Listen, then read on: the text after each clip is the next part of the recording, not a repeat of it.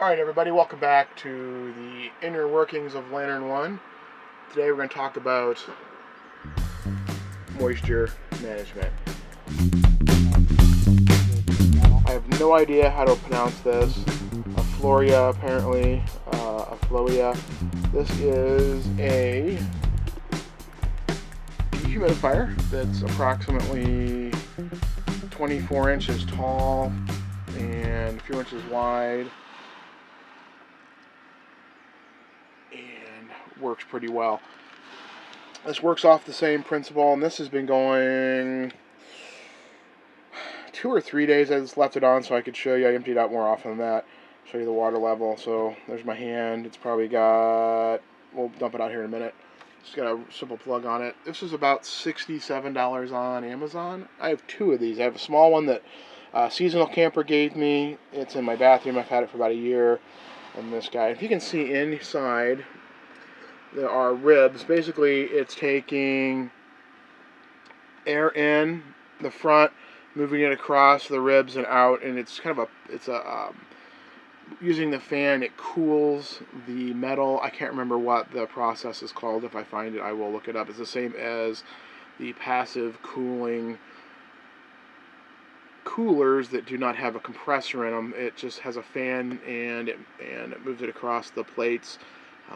By conduction, it cools off one side, condenses water, it drips down. So there's 2 different panels in this. There's one on each side, and there's one over here.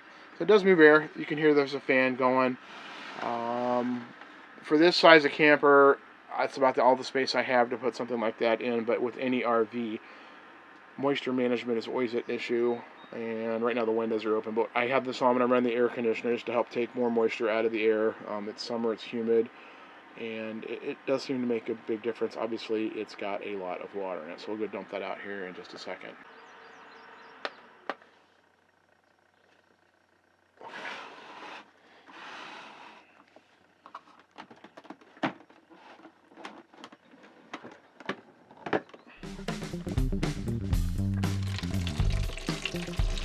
I guess if you had a Berkey water filter, which is basically a water purifier, you could pour this right into your water filter and you make your own air water. Kind of like dehydrated water tablets. So it has a little rubber plug that you replace. And I believe this holds, it said 2 liters. It might hold 1.5 liters maybe. But that was a decent amount that I just poured out. This also has a filter that's washable that you can clean out. And just looking at it right now, it's got some drippage on it, but besides that, it looks like it does not need cleaned yet. We'll put her, reassemble her, and reactivate.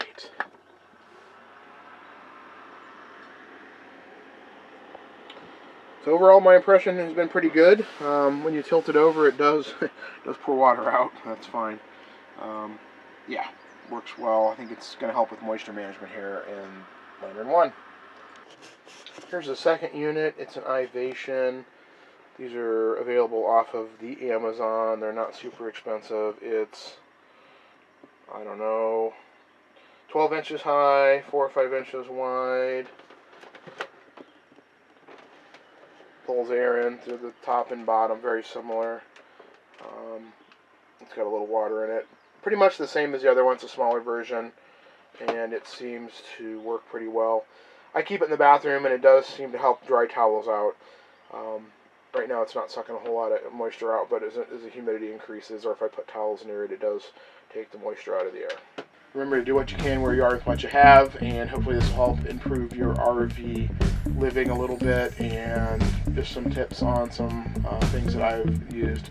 Both these products, I don't know the price on the Ivation here in the bathroom, the little one, but the big one I did buy myself, and it was in the $65 range. There's different sizes. I had to read very carefully the reviews to make sure it was the bigger size that had the bigger holding capacity. But I've been happy with it so far, and hopefully it'll do some good moisture management here in Lantern 1. So Caribou Dave, the Adventures